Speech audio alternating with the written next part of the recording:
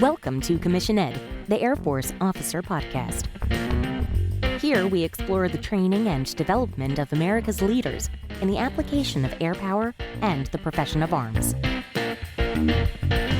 The views expressed are those of the hosts and do not reflect the official policy or position of the United States Air Force, Department of Defense, or the U.S. government.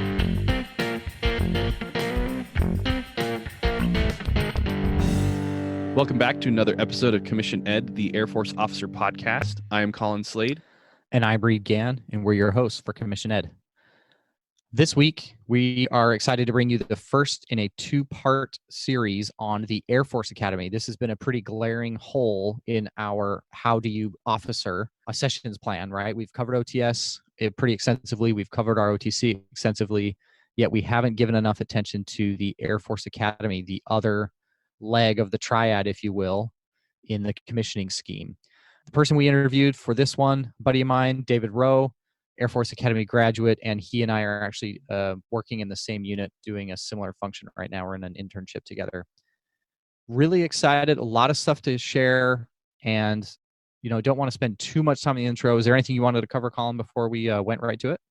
Yeah, first and only thing I want to say about David is how impressed I was by his ability to represent well his knowledge and experience of how to get into the academy. And then coming up next week will be the second part on how to academy. I was impressed by how well he represented these two aspects of the Air Force Academy without feeling like I was being beat over the head by his giant door knocker ring. So great job to David, and huge thanks to him for providing this information to us in such a way that the rest of us non-Zoomies were able to really internalize. Right on. And with that, let's turn it over to the interview. All right. So, David, thanks a ton for joining us today. This is an episode that we have long promised our audience, and we're finally getting to it. This is the last part in a three-part series about how to become an Air Force officer. We've already covered officer training school and ROTC.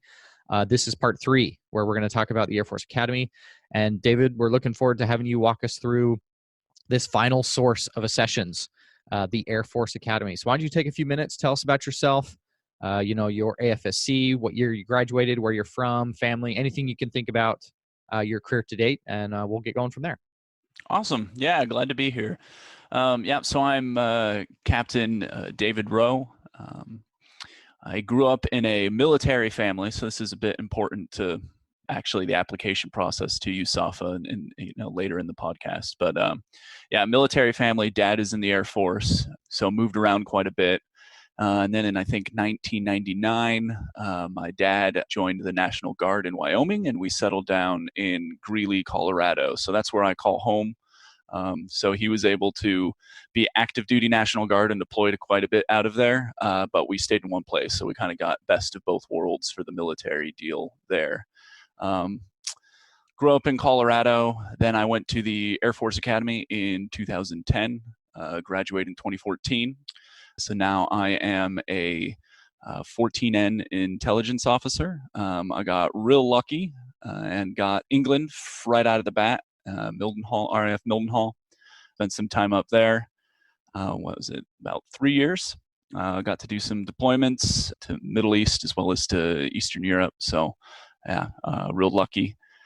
Now I am in the JOCCP Junior Officer Cryptological Career Program here in Washington, D.C. So, been a great career so far. Been really lucky. And honestly, a lot of what kicked it off was me going to the Air Force Academy. So really excited to talk about that. Yeah, awesome. We're looking forward to it. And you and I are actually in the same program. That's where we met, which is funny. I was the world's worst sponsor ever. So for the audience who may not know, when you are assigned to a new unit, someone is identified individually to be your point of contact when you're going to the new unit, right? So help you get settled. They can help you find a house. They can help you do anything you need in your new duty station. That's your sponsor's job. And David, I was your sponsor when you were coming here to start the program. And then I got deployed to the United Kingdom. Anyway, worst sponsor ever, but I'm glad that we finally met and that we've been going to this program together. It's been pretty great. So again, appreciate you coming on. So let's get right down to it. A lot of our audience is pretty familiar with ROTC. Bottom line, you go to one of the cadre members at a college and you start the process there.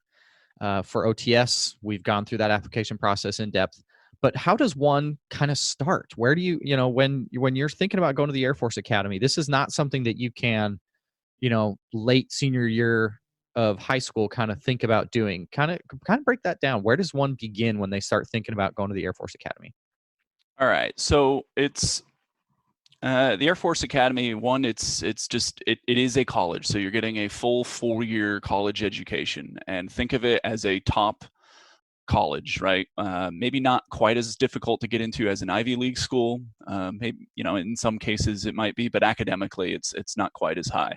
But you still need to have very good grades. So you need to be thinking like, okay, hey, I might want to do this like starting freshman year of high school. Just like, okay, I need to buckle down, get good grades, do extracurricular activities. But when the rubber meets the road, it's 1 year out is when you need to start applying. One year out.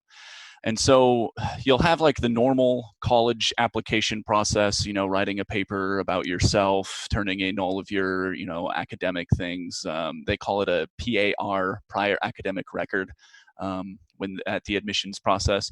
But the actual first thing that you need to do, which is different from any other application process, is you have to apply for a nomination.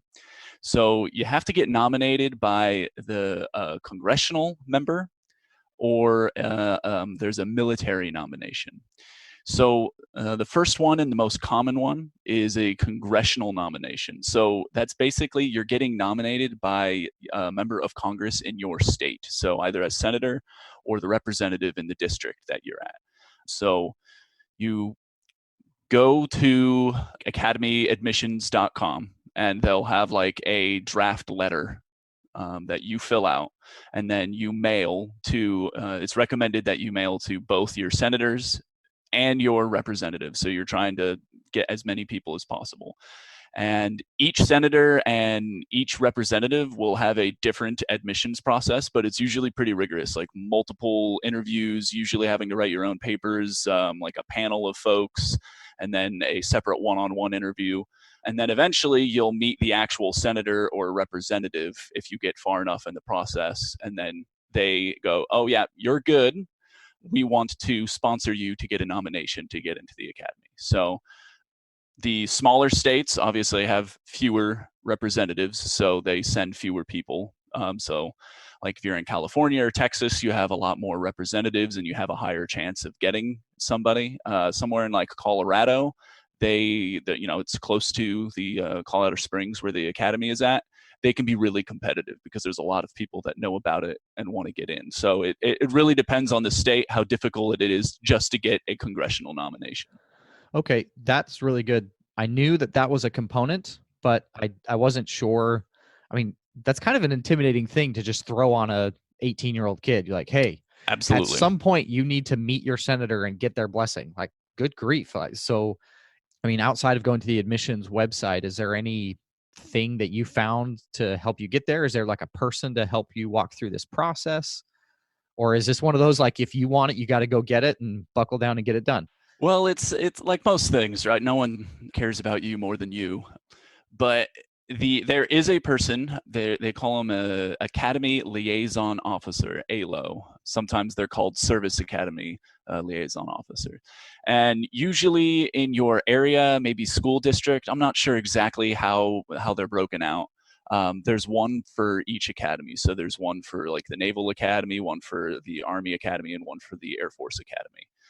So if you are interested, you can talk to your counselor at your high school or in your local area or something. I remember I talked to my counselor, and my counselor put me in touch with the Army and the Air Force ALO. And so they can help you with this process. But really, when it comes to like that senator nomination thing, it's really just submitting the letter and then practicing how to interview. Wow.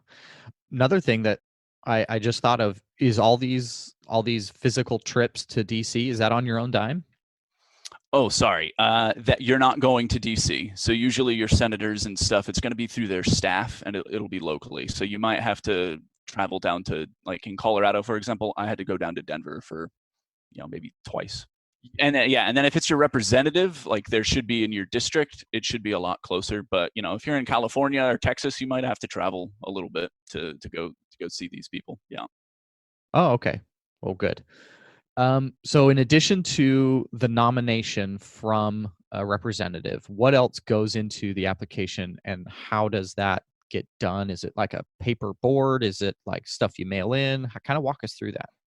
Yeah, so just about everything at the academy, they measure you by 3 separate things. So they measure you by your academics, your character or your morals, and your physical standards. So basically, when you apply, you have those 3 things that they're weighing you on, and you have to do stuff for each of those things. So again, the academic part of it is just your GPA, your SAT, ACT. It's like a normal college application, and then they weigh in like, okay, what college classes did you take, how hard is your high school, and then they basically give you a score. That's done by an admissions board at the academy, pretty transparent to everybody else, so you're not going to see that score yourself. Basically just get as high of grades you can in high school, take as many college classes as you can, and then score well on the ACT, SAT. Again, it's like as if you're trying to get into a top college in the nation, you want to really excel. And that seems to be demographic they're trying to recruit, right? I've heard other people compare the service academies to those elite university institutions, and that seems to be kind of the target demographic. Am I wrong on that?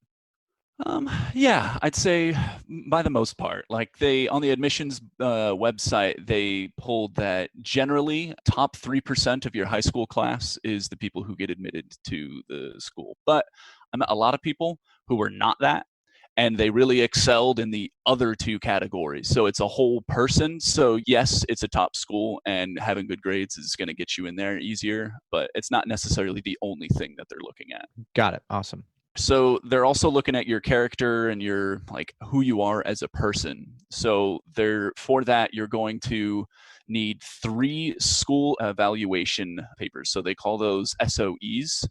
And that's going to be 3 separate letters that are going to have to come from your 11th or 12th grade main studies teacher. So maths, English, or sciences. So it can't just be like your buddy teacher who taught you how to do basket weaving or something like that. It has to be one of those main teachers. And again, they have mock draft ups on that academy admissions website. But most teachers, if you say, hey, I need a character reference, they should know what that is, because that's required for actually a lot of college applications. So you'll need 3 of those. And there's a bunch of other caveats. If you're not exactly from high school, they have other exceptions and stuff for different reasons. So say you were like homeschooled or something like that. Is that what you're talking about there? Okay. Homeschooled, yeah, it just needs to be like, it could be your pastor at your church or somebody, a coach from a team that you were on or something. Got it. Like okay, that makes sense. Yeah. And then you will also need to, through the application process, they'll have 2 or 3 questions on the application process that pertain to character, who you are. And I think it's like a maximum of 3,000 words to answer those. And it's usually a little bit more personal, like what the academy, what service means to you, why it would be a good fit, that kind of stuff. And so generally, yeah, you want to be, have that paper look good, because they're not just, they're also going to be looking at how you write.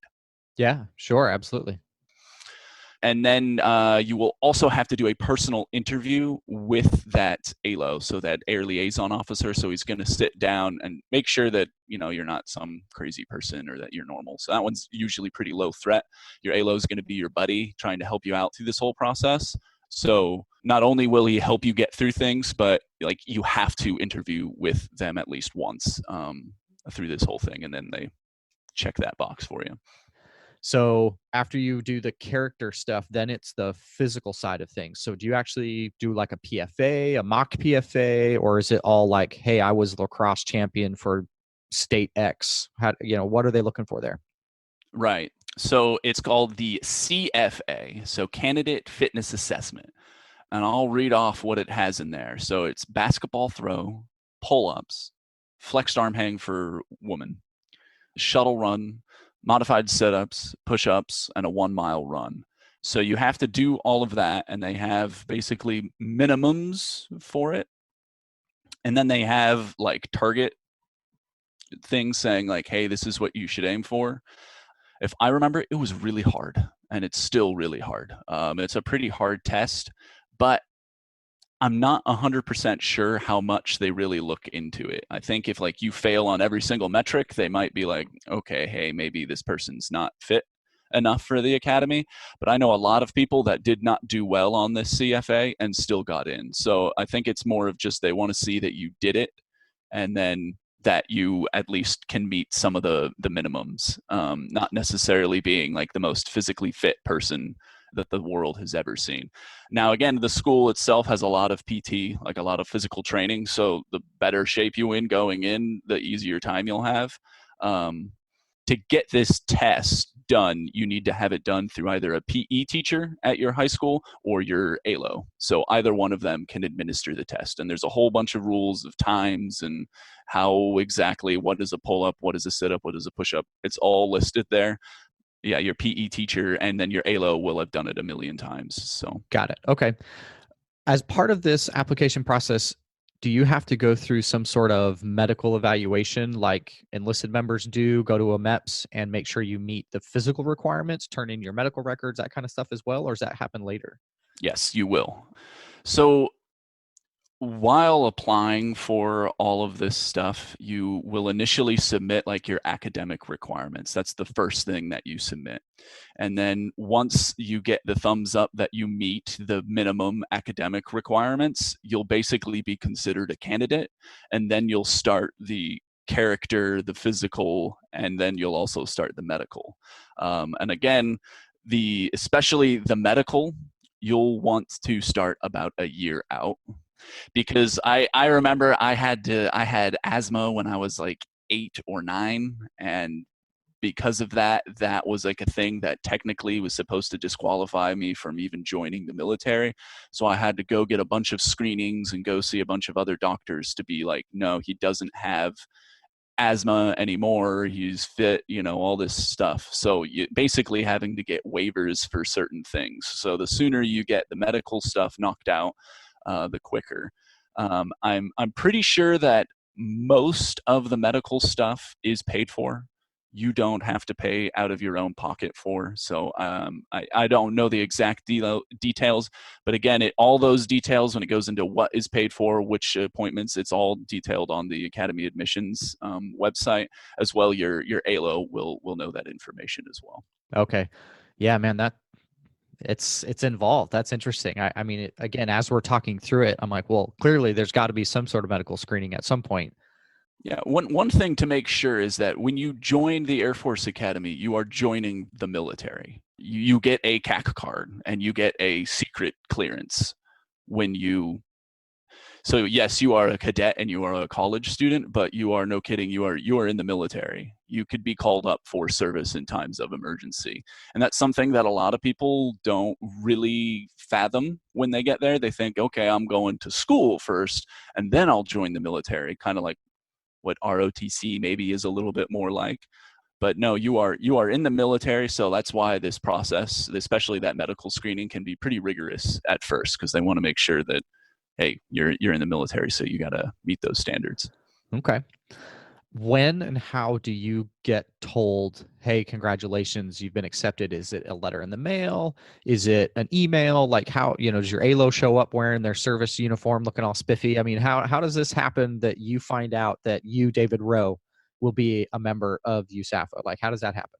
Well, so it depends on what type of congressional nomination or nomination you got. So that's actually one thing I didn't touch on. I mentioned that there was congressional nominations, but there's also military nominations. And so like if your family is prior military, or there's all sorts of different caveats, there are different types of nominations to get into. So like I got a presidential nomination, which it's because my dad was prior military and had been in for a certain amount of time.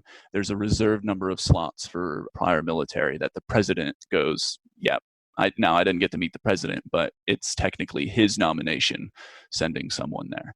So it really depends. The presidential nomination, for example, we got a letter in the mail, and so I learned even before my ALO. Okay. Congressional, it'll usually be your ALO will get it, and then you'll also get something in the mail. And then even then, like your senator might even call you up and be like, hey, congratulations, you have been nominated from me. Like, we're going to have a party. All of you nominees and your families come over and we'll all meet and stuff. So it can be pretty cool. Yeah.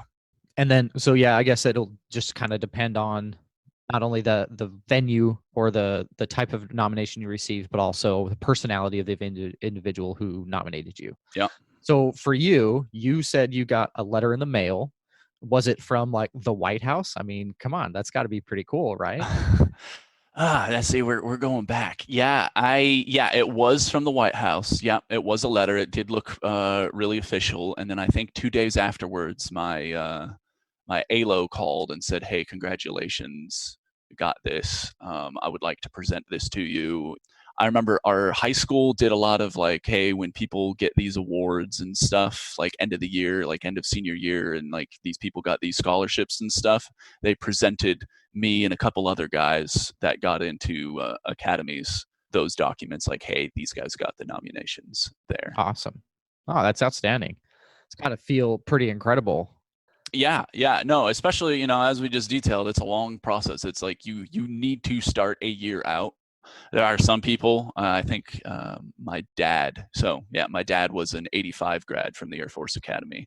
He got in some backhand way, last minute, calling people and stuff, but that I don't think that happens anymore and is really rare. So it's like the earlier you start, the easier it'll be. And usually you'll get your information by, I think it's January to March-ish timeframe, like, hey, you've been accepted of the year that you're going in. So you'll be like, for sure, I got accepted to the academy like second semester of your senior year. Okay. Sounds good. At that point, you're accepted. Is there any sort of like, do you go swear in, like a delayed enlistment type thing? So the background for there, right? When I was selected to go to officer training school and the announcement had been made public, I had to go down to the local military entrance processing station and swear in, delayed enlistment program. I was basically on the books at that point. And I think I'm not technically on the books because at any point I could have pulled chocks and left. But it was, I think it's partly to keep track of me a little bit, and also to make it seem a little more real. I mean, I'm telling you, right? I'm sure you had the same experience. The first time you raise your right hand in front of a flag and an officer swears you in, like that's a big ding. Like you can really feel it. It becomes real. But that paperwork allowed me to get on to military installations, allowed me to like go in and look at military clothing and kind of get prepped for OTS. Once you get accepted, are you kind of tracked in any form or fashion, or is it more like you just start getting ready?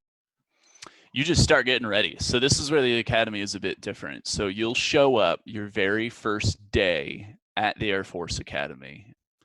It'll be like, I think in May or maybe the first week of June. They move the dates every so slightly a little bit. You'll obviously know that you'll get like information of like report to United States Air Force Academy on this day, and your family will drop you off, and you'll basically go through this building, and you'll in process. So you'll get a CAC card, you'll get issued all your stuff, and that's when the fun begins. You start basic cadet training that day. So you get your head shaved, you get on that bus, and then somebody gets on that bus and starts screaming at you and gets in your face, and you're like, oh wow, okay, this has started. And so then you have 6 weeks of basic cadet training. And I think that end of that first day, or maybe it's the second day, you take something called the Oath of Allegiance as a like basic cadet in training.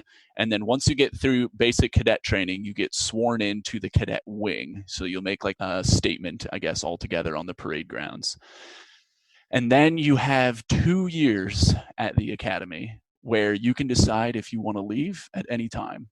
You don't own any commitment to the military at all. So it's a unique system. So you have 2 years. And so by the end of your sophomore year, they have like a commitment dance and dinner. So it's like a big dinner, and you can leave up to that point. But if you stay all the way through those 2 years and you stay past that commitment dinner, you have to graduate, and then it's 5 years commitment. And then that's like after that commitment dinner, you swear in and you like officially part of the military in that aspect. Yeah. Awesome.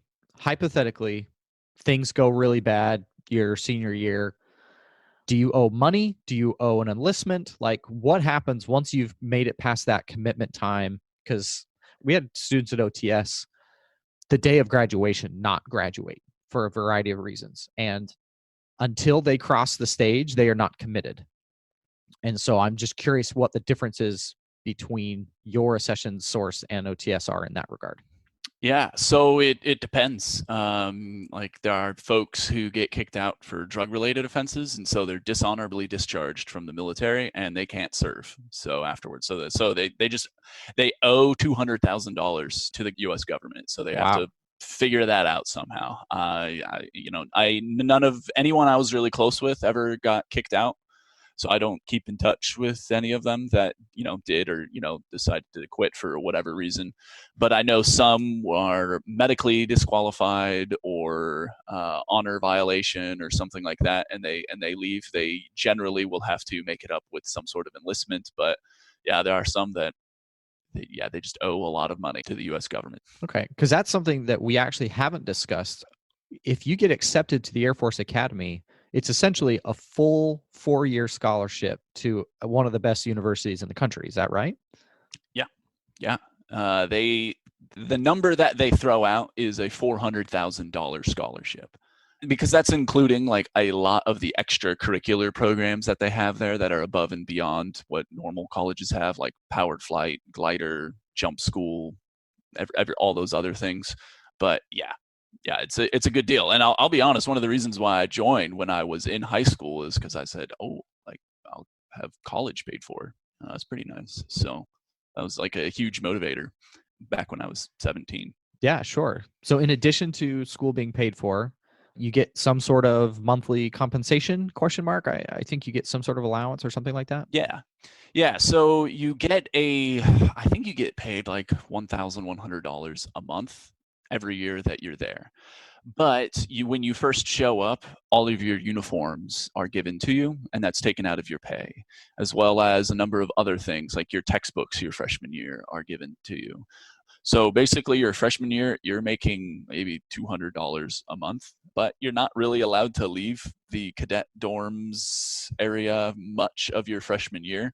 So you don't really spend money on much of anything. Yeah, you're basically in jail anyway. So, I mean, what? Yeah. And then, there's a chow hall that you basically have to eat at. So you're not spending food, you're not spending it on, cars or going out and partying and stuff. So it doesn't really matter. By the time you're a senior, though, you're making that full about $1,000 a month stipend. It's a pretty good system, I think. By the time you're a senior, the reins are a little bit looser, so you're starting to live on your own. And I think it's good to start learning how to manage money and take care of yourself a little bit better. So yeah, absolutely. No, that's awesome. Cool. Well, that is a super helpful breakdown, on the application process, on timelines and everything like that. You've given us a lot of good nuggets. Any like big hints, tips, and tricks that you think you might like to offer the audience if they've got somebody either that they know that's thinking about applying, or they themselves are thinking about applying? You've given a lot already, but if you could kind of give some last few nuggets of wisdom on that. Yeah, absolutely. So one thing I didn't really touch on was the extracurricular stuff and sports that they really look at. Again, they're looking at the whole person. So I'm at one of my best buddies. Grades was not his strong point throughout a lot of high school, and didn't take too many college classes. But he was like team captain on a wrestling team, team captain on a swim team. Like he had a lot of leadership and a lot of sports, and was extremely athletic. And then also did a lot of extracurricular activities. So he did a lot of charity work. He did a lot of outside work through his church and stuff. They also look very highly on Boy Scouts. In fact, I remember when I was initially applying, so I was a Boy Scout and an Eagle Scout, and they said the number one thing that they look for a lot of the times when they're looking for stuff is like who will actually, when they admit to the academy, and who will graduate. So they're looking at who are the people that are going to get through. The number one correlation to someone getting admitted and then graduating is actually being an Eagle Scout. A strange thing, but apparently if you're an Eagle Scout, they look at that as that's a pretty good red herring that you're going to do well at the Air Force Academy. Something to do with, you have to deal with a lot of bureaucracy in a big organization, and you learn a lot of skills that maybe are useful in the military or something. I don't know. Yeah, I'm an Eagle Scout, and I've been a scout leader for a number of years as well. And it's, in the very low single digits of the boys who start, who actually will end up with an Eagle. So I can kind of see that correlation. They're looking for that stick-to-itiveness. Exactly. Right. That ability to navigate and do something on their own and take some leadership on. And yeah, no, I can kind of see that. That makes sense. Yeah. Cool. So again, so if your kid or you are looking to get into the academy and grades aren't your strongest point, don't go, oh, I can't do it. No, really buckle down and look for leadership opportunities. And it doesn't have to just be in sports, although they do look at sports pretty highly. It can be in music, theater, through church, through Boy Scouts, anything else. They really highly like leadership stuff and that whole person mentality. So like try and build your resume of like, hey, I was in charge of this, I led this group, I have these skills just outside of school, and that'll really help your application process. Cool. Can you help clarify the prep school? I've heard it spoken about. I know it's a thing. What is its purpose? Where is it located, and how does it fit in to USAFA? All right. So prep school is located on the Air Force Academy grounds. So the Air Force Academy is actually a massive base. It's huge. The cadet area is really small, and that's the one with the pictures with the chapel and the dorms, and that's a really closed off area. The academy is this massive area. It's actually gorgeous grounds right up in the Rockies. And the prep school is probably like 7 miles away from the Air Force Academy, but still on the base. That's how big this base is. And it's just a smaller version, I guess, of the Air Force Academy. And it's basically for those people whose grades, their academic grades, don't quite meet the requirements that they think are going to get into the academy. But all of your other things are pretty good. So you're a really, really good athlete, but your grades are pretty lacking. And the reason why they want to send you to the prep school is because if you went to the Air Force Academy, you probably would flunk out. That's what they're thinking. Like, you're just not there yet. Your skills, your study skills, your writing skills and whatever aren't quite there. And we don't want you to send you into, into the fight and get kicked out really quick, because a lot of people that freshman year, you're dealing with a lot of other military stuff, and then the academics are pretty rigorous, and it can be quite a shock to people who haven't really done like a bunch of college level work before. So that's basically what it's for. So a lot of the recruited athletes that are like super good football players, super good soccer players, but their grades maybe aren't quite as high, they'll go to the prep school. And they'll learn a lot of the academic skills, study skills, but then they'll also learn a lot of the military skills. So your prep school people will know how to wear the uniform, know how to march, know how to, do all the customs and courtesies of the military a lot better than your freshman year straight out of high school folks. Okay. And I do know that a lot of the guys I have talked to specifically that went to prep school, they were athletes. They were student athletes, Division I athletes, recruited to go play football or whatever. And they mentioned going, and I guess that makes sense, right? If your normal education and life experience doesn't quite measure up in every way that we think you're going to be successful, but we still think you could be, it's kind of like a warm start, if you will. Okay, that makes sense.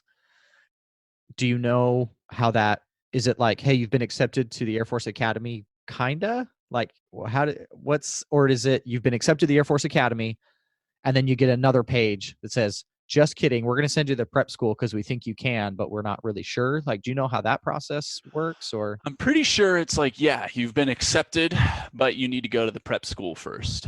I think it's something along those lines. And then there's also another thing. I think it's called like the Falcon program. And it's basically they go, you are not quite ready yet, and we're not going to send you to the prep school, but you're going to go to these other programs that will prep you. So basically, try again next year. So you're not the prep school, you're 100% in. These other programs, you're not 100% in, but they say, hey, you're going to be pretty good. And there's a couple different sources. They're basically like military schools that I had a couple friends that go through, and I'm really not familiar with exactly how that process works. But basically, they do a year there, learning basic military things, doing some study skill stuff, and then they get re-looked at again, and then they'll get into the academy a lot of the times through that program. So if you don't get in right away on your first try, it's not the end of the world. There's a lot of people who do very well at the Air Force Academy going through the prep school or going through those other sources. I think it's called the Falcon program. Yeah. Okay. Yeah. And something that I like to tell our audience too, at the end of the day, we're all wearing the same rank. No one knows what path it took for you to get there.